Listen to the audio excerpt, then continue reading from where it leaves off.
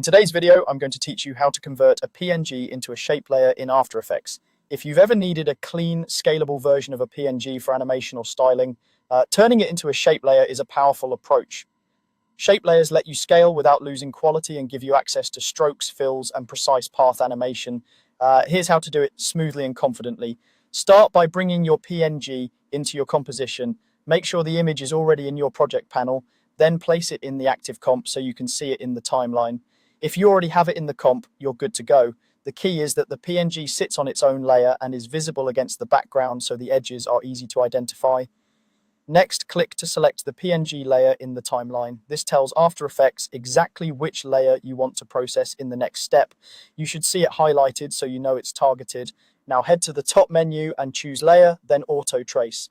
Auto Trace analyzes the visible edges of your PNG and generates paths around them.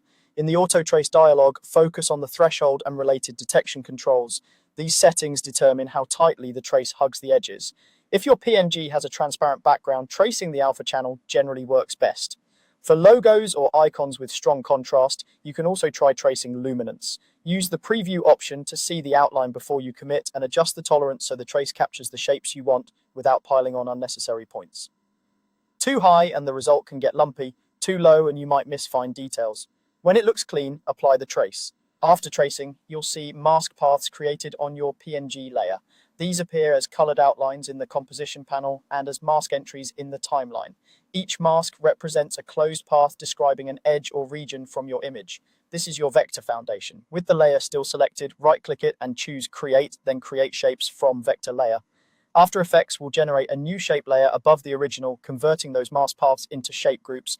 You'll notice path controls, fills, and strokes are now available under the contents of that new layer. The original PNG remains untouched beneath it, which is helpful for comparison or backup.